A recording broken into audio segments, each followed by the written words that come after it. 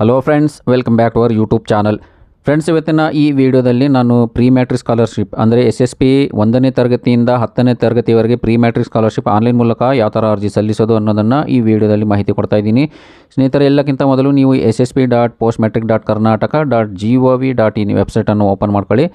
ಇದನ್ನು ಓಪನ್ ಮಾಡಿದ ನಂತರ ನೋಡಿ, ಇಲ್ಲಿ ಹೊಸ ಖಾತೆಯನ್ನು ಸೃಜಿಸಲು ಫ್ರೆಶ್ ಆಗಿ ಏನಾರ ಅಪ್ಲೈ ಮಾಡ್ತಾಯಿದ್ರೆ ಫಸ್ಟ್ ಸ್ಟ್ಯಾಂಡರ್ಡಿಗೆ ಅಥವಾ ಫ್ರೆಶ್ ಆಗಿ ಏನಾರು ಅಪ್ಲೈ ಮಾಡ್ತಾಯಿದ್ರೆ ಈ ಲಿಂಕ್ ಮೇಲೆ ಕ್ಲಿಕ್ ಮಾಡಿಕೊಂಡು ನಾವು ಫಸ್ಟ್ ರಿಜಿಸ್ಟ್ರೇಷನ್ ಮಾಡ್ಕೋಬೇಕು. ಆಲ್ರೆಡಿ ರಿಜಿಸ್ಟರ್ ಆಗಿದ್ದರೆ ಲಾಗಿನ್ ಮಾಡ್ಕೋಬೇಕು. ಇಲ್ಲಿ ಫ್ರೆಶ್ ಆಗಿದ್ದರಿಂದ ಇದರ ಮೇಲೆ ಕ್ಲಿಕ್ ಮಾಡಿದ ನಂತರ ಎಂಟರ್ ಸ್ಟೂಡೆಂಟ್ ಆಧಾರ್ ನಂಬರ್ ಅಂತ ಇದೆ ನೋಡಿ. ವಿದ್ಯಾರ್ಥಿಯ ಆಧಾರ್ ನಂಬರ್ ಹಾಕಿ ಕ್ಲಿಕ್ ಟು ಪ್ರೊಸೀಡ್ ಮೇಲೆ ನಾವು ಕ್ಲಿಕ್ ಮಾಡಿದರೆ ಇಲ್ಲಿ ಗುರುತಿನ ದೃಢೀಕರಣ ಅಂತ ಈ ಥರ ಪೇಜ್ ಬಂದಿರುತ್ತೆ. ಇಲ್ಲಿ ಹೆಸರು ಆ್ಯಸ್ ಇಟ್ ಈಸ್ ಆಧಾರ್ ಕಾರ್ಡಲ್ಲಿ ಯಾವ ಥರ ಇರುತ್ತೆ ಅದೇ ಥರ ಟೈಪ್ ಮಾಡಿ ಆಧಾರ್ ನಂಬರ್ ಹಾಕಿ ಚೆಕ್ ಬಾಕ್ಸ್ ಮೇಲೆ ಟಿಕ್ ಮಾಡಿಕೊಂಡು ನಾವು ಸಬ್ಮಿಟ್ ಮಾಡಬೇಕು. ಸಬ್ಮಿಟ್ ಆದ ಬಳಿಕ ನೋಡಿ, ಇಲ್ಲಿ ಕಾಂಟ್ಯಾಕ್ಟ್ ಡೀಟೇಲ್ಸ್ ಅಂತ ಬಂದಿರುತ್ತೆ. ವಿದ್ಯಾರ್ಥಿ ಮೇಲ್ ಫೀಮೇಲ್ ಯಾವುದಿದೆ ಅದನ್ನು ಸೆಲೆಕ್ಟ್ ಮಾಡಿ, ಇಮೇಲ್ ID ಇದ್ದರೆ ಹಾಕಿ, ಇಲ್ಲಾಂದರೆ ಹಾಗೆ ಬಿಡ್ಬೋದು, ಆಪ್ಷನಲ್ ಇರುತ್ತೆ. ಇಲ್ಲಿ ಎಂಟರ್ ಯುವರ್ ಮೊಬೈಲ್ ನಂಬರ್ ಅಂತ ಇದೆ ನೋಡಿ. ಮೊಬೈಲ್ ನಂಬರ್ ಹಾಕಿ ಸಲ್ಲಿಸಿ ಮೇಲೆ ನಾವು ಕ್ಲಿಕ್ ಮಾಡ್ಕೋಬೇಕು. ನೋಡಿ, ಕರೆಕ್ಟಾಗಿ ಮೊಬೈಲ್ ನಂಬರ್ ಹಾಕಿದ ನಂತರ ಸಲ್ಲಿಸಿ ಮೇಲೆ ಕ್ಲಿಕ್ ಮಾಡಿದರೆ ಮೊಬೈಲಿಗೆ ಒಂದು OTP ಬರುತ್ತೆ. ಆ OTP ಹಾಕ್ಕೋಬೇಕಾಗುತ್ತೆ ನಾವು. ನೋಡಿ, ಎಂಟರ್ OTP ಅಂತ ಬಂದಿದೆ. OTP ಹಾಕಿದ ನಂತರ ಸಲ್ಲಿಸಿ ಮೇಲೆ ಕ್ಲಿಕ್ ಮಾಡಿ. ಒಂದು ಪಕ್ಷ OTP ಬರಲಿಲ್ಲ ಅಂದರೆ ಮತ್ತೊಮ್ಮೆ OTP ಕಳಿಸ್ಕೊಳ್ಳಿ. ನೋಡಿ, ಈಗ ಸಬ್ಮಿಟ್ ಆಗಿದೆ. ಇದು ಹೊಸ ಪಾಸ್ವರ್ಡ್ ಒಂದು ಕ್ರಿಯೇಟ್ ಮಾಡಬೇಕು. ನಂಬರ್, ಕ್ಯಾರೆಕ್ಟರ್, ಸ್ಪೆಷಲ್ ಕ್ಯಾರೆಕ್ಟರ್ ಸೇರಿಸ್ಕೊಂಡು ಒಂದು ನೋಡಿ, ಇಲ್ಲಿ ಧನ್ಯವಾದಗಳಂತ ಬಂದಿದೆ. ಖಾತೆ ಇಲ್ಲಿ ಸಕ್ಸಸ್ಫುಲ್ಲಾಗಿ ರಿಜಿಸ್ಟರ್ ಆಗಿದೆ. ಮೊಬೈಲಿಗೆ SSP ID ಬಂದಿರುತ್ತೆ, ಅಲ್ಲಿ ನೋಡಿಕೊಂಡು ನೀವು ಲಾಗಿನ್ ಮಾಡ್ಕೊಳ್ಳಿ. ಒಂದು ಪಕ್ಷ ಬರಲಿಲ್ಲ ಅಂದರೆ ಮತ್ತೊಮ್ಮೆ ಅದೇ ಫಸ್ಟ್ ಟೈಮ್ ನೀವು ಯಾವ ಥರ ಎಂಟ್ರ್ ಮಾಡಿದರೆ ಅದೇ ಥರ ಇಲ್ಲಿ ಆಧಾರ್ ನಂಬರ್ ಹಾಕಿದರೆ ನಿಮಗೆ SSP ID ಇಲ್ಲಿ ಬಂದಿರುತ್ತೆ ನೋಡಿ. SSP ID ಮತ್ತು ಮೊಬೈಲ್ ನಂಬರ್ ಎಲ್ಲ ಇಲ್ಲಿ ನೀವು ನೋಡ್ಬೋದು. ಇದರಿಂದ ನೀವು ಲಾಗಿನ್ ಮಾಡ್ಕೋಬೇಕು. ಈ ನೀವು ಏನು ಪಾಸ್ವರ್ಡ್ ಏನು ಕ್ರಿಯೇಟ್ ಮಾಡಿರ್ತೀರಾ ಮತ್ತು SSP ID ಏನು ನಿಮಗೆ ಇಲ್ಲಿ ಶೋ ಆಗ್ತಾ ಇದೆ ಅದನ್ನು ನೋಡಿಕೊಂಡು ಇಲ್ಲಿ ನೋಡಿ ಕೆಳಗಡೆ ಮೆಟ್ರಿಕ್ ಪೂರ್ವ ಅಂತ ಇದೆ ನೋಡಿ. ಪ್ರೀ ಮ್ಯಾಟ್ರಿಕ್ ಇದು ಮೆಟ್ರಿಕ್ ಪೂರ್ವ ಅಂತ ಇದ್ದರೆ ಅದರ ಮೇಲೆ ಕ್ಲಿಕ್ ಮಾಡ್ಕೊಂಡು ನೋಡಿ, ಈ ಥರ ಏನಾರ EKYC ಕೇಳ್ತಾ ಇದ್ದರೆ ಇಲ್ಲಿ ಕ್ಲಿಕ್ ಫಾರ್ EKYC ಅಂತ ನೀವು ಕ್ಲಿಕ್ ಮಾಡ್ಕೊಂಡು ಮತ್ತೊಮ್ಮೆ ಇಲ್ಲಿ ಆಧಾರ್ ನಂಬರ್ ಹಾಕಿ OTP ಮೇಲೆ ಕ್ಲಿಕ್ ಮಾಡಿಕೊಂಡು ನೀವು OTP ಹಾಕಿದರೆ EKYC ಕಂಪ್ಲೀಟ್ ಆಗುತ್ತೆ. ಆಧಾರ್ ಕಾರ್ಡಿನಲ್ಲಿರುವ ಮೊಬೈಲಿಗೆ OTP ಹೋಗುತ್ತೆ. ಆ OTP ಹಾಕ್ಕೊಂಡು ನೀವು EKYCನ ಕಂಪ್ಲೀಟ್ ಮಾಡಬೇಕು. ಆವಾಗ ಮಾತ್ರ ಇಲ್ಲಿ ಫೋಟೋ ಜನ್ರೇಟ್ ಆಗುತ್ತೆ. ಆಧಾರ್ ಕಾರ್ಡಿನಲ್ಲಿರುವ ಫೋಟೋ ಬಂದುಬಿಟ್ಟು ನಾವು ಏನು ಅಪ್ಲೈ ಮಾಡ್ತೀವಿ SSP ಸ್ಕಾಲರ್ಶಿಪ್ ಆವಾಗ ಫಾರ್ಮ್ನಲ್ಲಿ ಅದು ಪ್ರಿಂಟಾಗಿ ಬರುತ್ತೆ ನೋಡಿ. ಇಲ್ಲಿ ಸಬ್ಮಿಟ್ ಮೇಲೆ ಕ್ಲಿಕ್ ಮಾಡ್ಕೊಳ್ಳಿ. OTP ಹಾಕಿದ ನಂತರ ಸಬ್ಮಿಟ್ ಮೇಲೆ ಕ್ಲಿಕ್ ಮಾಡ್ಕೋಬೇಕು. ಕೆಲವೊಮ್ಮೆ ಸರ್ವರ್ ಬ್ಯುಸಿ ಇರುತ್ತೆ, ಬೇಗ OTP ಬರಲ್ಲ. ಆದ್ದರಿಂದ ಮತ್ತೊಮ್ಮೆ ನೀವು ರೀಸೆಂಟ್ OTP ಮೇಲೆ ಕ್ಲಿಕ್ ಮಾಡ್ಕೊಂಡು OTP ಇಲ್ಲಿ ಹಾಕ್ಕೊಂಡು ಸಬ್ಮಿಟ್ ಮಾಡ್ಕೊಳ್ಳಿ. ನೋಡಿ, ಇವಾಗ EKYC ಕಂಪ್ಲೀಟ್ ಆಗಿದೆ.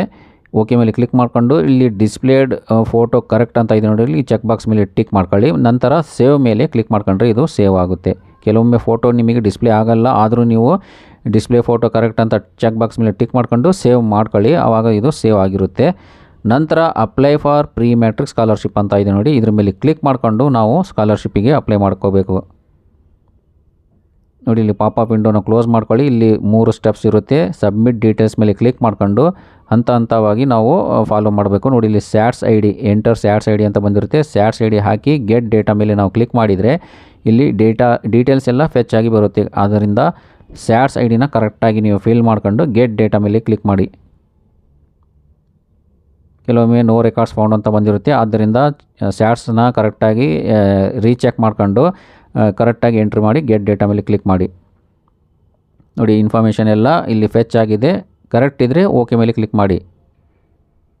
ಕೆಲವೊಮ್ಮೆ ತರಗತಿ ಮಿಸ್ಟೇಕ್ ಆಗಿ ಬಂದಿರುತ್ತೆ, ಅದನ್ನು ನೀವು ಶಾಲೆಗೆ ಇದು ಇನ್ಫಾರ್ಮ್ ಮಾಡಬೇಕಾಗುತ್ತೆ. ನೋಡಿ, ಇಲ್ಲಿ ಡೀಟೇಲ್ಸ್ ಎಲ್ಲ ಕರೆಕ್ಟ್ ಇದ್ದರೆ ಡಿಸ್ಪ್ಲೇ ಡೀಟೇಲ್ಸ್ ಆರ್ ಕರೆಕ್ಟ್ ಅಂತ ಎಸ್ ಅಂತ ಟಿಕ್ ಮಾಡ್ಕೊಂಡು ಸೇವ್ ಪ್ರೊಸೀಡ್ ಮೇಲೆ ಕ್ಲಿಕ್ ಮಾಡಬೇಕು. ಪ್ರತಿ ಸಾರಿ ನೀವು ಸೇವ್ ಆ್ಯಂಡ್ ಪ್ರೊಸೀಡ್ ಮೇಲೆ ಕ್ಲಿಕ್ ಮಾಡ್ತಾ ಹೋಗಬೇಕು. ಎಲ್ಲ ಸ್ಟೆಪ್ಸಿಗೂ ಕೂಡ ನಾವು ಸೇವ್ ಮಾಡ್ತಾ ಹೋಗಬೇಕು. ಸೇವ್ ಮಾಡಲಿಲ್ಲ ಅಂದರೆ ಅದು ನೆಕ್ಸ್ಟ್ ಸ್ಟೆಪ್ಪಿಗೆ ಹೋಗಲ್ಲ. ಆದ್ದರಿಂದ ಪ್ರತಿ ಸೆಕ್ಷನ್ನ ನೀವು ಡೀಟೇಲ್ಸ್ನ ಚೆಕ್ ಮಾಡ್ಕೊಂಡು ಸೇವ್ ಮಾಡ್ತಾ ಹೋಗಿ. ನೋಡಿ, ಇಲ್ಲಿ ಪೇರೆಂಟ್ ಆಕ್ಯುಪೇಷನ್ ಡೀಟೇಲ್ಸ್ ಅಂತ ಕೇಳ್ತಾ ಇದೆ. ಪೋಷಕರ ಅನರ್ಮೈಲ್ಯ ವೃತ್ತಿಯ ವಿವರಗಳನ್ನು ನಮೂದಿಸಿ ಅಂತ ಇದೆ ನೋಡಿ. ಇಲ್ಲಿ does your parents engage in unclean occupation ಏನಾರ ಇದ್ದರೆ ಎಸ್ ಅಂತ ಮಾಡಿ, ಇಲ್ಲ ಅಂದರೆ ನೋ ಅಂತ ಸೆಲೆಕ್ಟ್ ಮಾಡಿ. ಸಫಾಯಿ ಕರ್ಮಚಾರಿ ಏನಾರ ಇದ್ದರೆ ಇಲ್ಲ ಅಂದರೆ ನೋ ಅಂತ ಸೆಲೆಕ್ಟ್ ಮಾಡ್ಕೊಂಡು ಸೇವ್ ಆ್ಯಂಡ್ ಪ್ರೊಸೀಡ್ ಮೇಲೆ ಕ್ಲಿಕ್ ಮಾಡಿ. ನೋಡಿ, do you have caste and income certificate ಅಂತ ಕೇಳ್ತಾ ಇದೆ. ಜಾತಿ ಮತ್ತು ಆದಾಯ ಪ್ರಮಾಣ ಪತ್ರ ಕೊಡಬೇಕಾಗುತ್ತೆ. ಇಲ್ಲಿ ಕ್ಯಾಸ್ಟನ್ನು ಸೆಲೆಕ್ಟ್ ಮಾಡಿಕೊಂಡು ಇಲ್ಲಿ caste certificate number, income certificate number, ಜಾತಿ ಮತ್ತು ಆದಾಯ ಪ್ರಮಾಣ ಪತ್ರ ಒಂದರಲ್ಲೇ ಇದ್ದರೆ ಕ್ಯಾಸ್ಟ್ ಆರ್ ಡಿ ನಂಬರ್ ಕೂಡ ಮತ್ತು income R D number same ಇರುತ್ತೆ. ಅದು ಎರಡು ಕಡೆ ಸೇಮ್ ಹಾಕಿ. ಕ್ಯಾಟಗರಿ 1 ಇದ್ದರೆ ಮತ್ತು SC/ST ಇದ್ದರೆ ಕ್ಯಾಸ್ಟ್ ಸರ್ಟಿಫಿಕೇಟ್ ಬೇರೆ ಇರುತ್ತೆ ಮತ್ತು ಇನ್ಕಮ್ ಸರ್ಟಿಫಿಕೇಟ್ ಬೇರೆ ಇರುತ್ತೆ. ಬೇರೆ ಎಲ್ಲರಿಗೆ ಜಾತಿ ಮತ್ತು ಆದಾಯ ಒಂದೇ ಪ್ರಮಾಣ ಪತ್ರ ಆಗಿರುತ್ತೆ. ಆದ್ದರಿಂದ ಎರಡೂ ಕಡೆ ಸೇಮ್ ಆರ್ ಡಿ ನಂಬರ್ ಹಾಕಿ.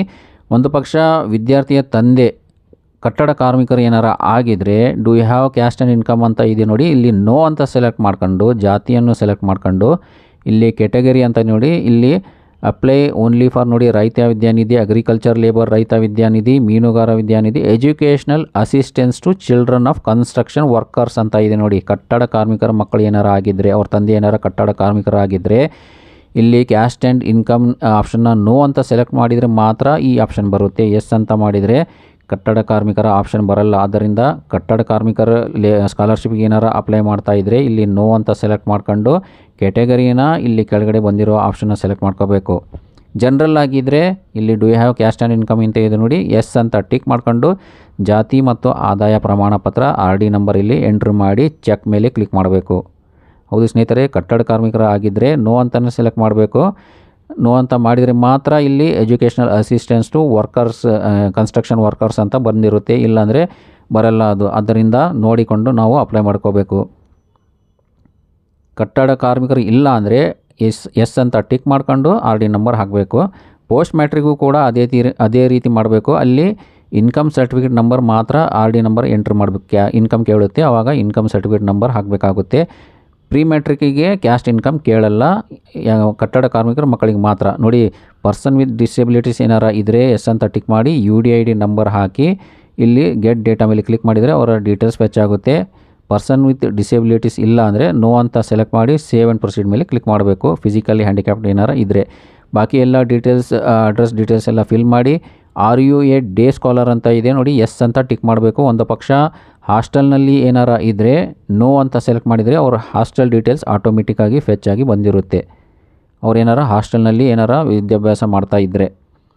ರೆಗ್ಯುಲರ್ ಇದ್ದರೆ ಡೇ ಸ್ಕಾಲರ್ ಅಂತ ಎಸ್ ಅಂತ ಟಿಕ್ ಮಾಡ್ಕೊಂಡು ಸೇವ್ ಮೇಲೆ ಕ್ಲಿಕ್ ಮಾಡ್ಕೋಬೇಕು. ನೋಡಿ, students hostel data not found ಅಂತ ಬಂದಿದೆ, ಯಾಕಂದರೆ ಇವರು ರೆಗ್ಯುಲರ್ ಆಗಿರ್ತಾರೆ. ಆದ್ದರಿಂದ ಇಲ್ಲಿ ಇದನ್ನು ನೆಕ್ಸ್ಟ್ ಮೇಲೆ ಕ್ಲಿಕ್ ಮಾಡಿ.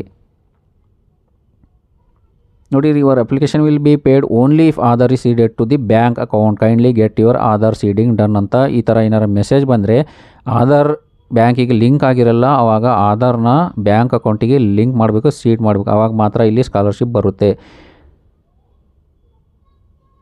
ನೋಡಿ, ಸಬ್ಮಿಟ್ ಮೇಲೆ ಕ್ಲಿಕ್ ಮಾಡ್ಕೊಳ್ಳಿ.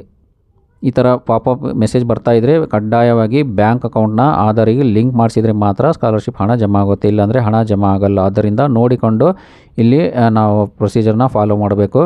ಆಧಾರ್ ಲಿಂಕ್ ಇಲ್ಲ ಅಂದರೆ ಕಡ್ಡಾಯವಾಗಿ ಆಧಾರ್ನ ಬ್ಯಾಂಕ್ ಖಾತೆ ಜೊತೆಗೆ ಲಿಂಕ್ ಮಾಡಿಸ್ಬೇಕು. ನೋಡಿ, ಇಲ್ಲಿ ಪ್ರಿಂಟ್ ಅಕ್ನಾಲೇಜ್ಮೆಂಟ್ ಅಂತ ಬಂದಿರುತ್ತೆ ನೋಡಿ, ಇದ್ರ ಮೇಲೆ ಕ್ಲಿಕ್ ಮಾಡಿಕೊಂಡು ನಾವು ಅಕ್ನಾಲೇಜ್ಮೆಂಟ್ನ ಪ್ರಿಂಟ್ ಮಾಡ್ಕೊಂಡು ಸ್ಕೂಲಿಗೆ ಸಬ್ಮಿಟ್ ಮಾಡಬೇಕು. ನೋಡಿ, ಅಕ್ನಾಲೇಜ್ಮೆಂಟ್ ಇಲ್ಲಿ ಬಂದಿರುತ್ತೆ. ಇದು ರಿನ್ಯೂವಲ್ ಏನಾರ ಇದ್ದರೆ ಇಲ್ಲಿ NSP ಅಂದರೆ ನೋಡಿ ಆಧಾರ್ ಸೀಡಿಂಗ್ ಹಳೇದು ಏನಾರ ಇದ್ದರೆ ನೋ ಅಂತ ಏನಾರು ಬರ್ತಾ ಇದ್ದರೆ ಇಲ್ಲಿ ಚೆಕ್ NPCI ಮೇಲೆ ಕ್ಲಿಕ್ ಮಾಡ್ಕೊಂಡು ಆಧಾರ್ ಲಿಂಕ್ ಆಗಿದೆ ಇಲ್ಲ ಅಂತ ಇಲ್ಲಿಂದ ನಾವು ಚೆಕ್ ಮಾಡಿ ನೋಡ್ಕೋಬೇಕು. ನೋಡಿ, ಚೆಕ್ NPCI ಮೇಲೆ ಕ್ಲಿಕ್ ಮಾಡ್ಕೊಂಡು ಆಧಾರ್ ಸೀಡ್ ಆಗಿದೆ ಇಲ್ಲ ಇಲ್ಲಿಂದನೇ ನಾವು ಚೆಕ್ ಮಾಡಿ ನೋಡಿಕೊಳ್ಳಬಹುದು. ಅಕ್ನಾಲೇಜ್ಮೆಂಟಲ್ಲಿ ಏನಾರ ಸೀಡ್ ಆಗಿಲ್ಲ ಅಂತ ಬಂದರೂ ಕೂಡ ನಾವು ಇಲ್ಲಿ NPCI ಚೆಕ್ ಮಾಡ್ಕೊಂಡ್ರೆ ನಮಗೆ ನಿಖರವಾಗಿ ಗೊತ್ತಾಗುತ್ತೆ ಇದು ಲಿಂಕ್ ಆಗಿದೆಯೋ ಅಥವಾ ಇಲ್ಲ ಅಂತ. ಸ್ನೇಹಿತರೆ, ಈ ವಿಡಿಯೋ ನಿಮಗೆ ಇಷ್ಟ ಆಗಿದರೆ ಇದನ್ನು ಲೈಕ್ ಮಾಡಿ, ಬೇರೆಯವರಿಗೆಲ್ಲ ಶೇರ್ ಮಾಡಿ, ಮತ್ತು ಮುಂದೆ ಇದೇ ಥರ ಯೂಸ್ಫುಲ್ ಆದ ವೀಡಿಯೋಸ್ ನೋಡಲಿಕ್ಕೆ ಆನ್ಲೈನ್ ಹೆಲ್ಪ್ ಇನ್ ಕನ್ನಡ ಚಾನಲನ್ನು ಸಬ್ಸ್ಕ್ರೈಬ್ ಮಾಡಿಕೊಳ್ಳಿ. ಧನ್ಯವಾದಗಳು.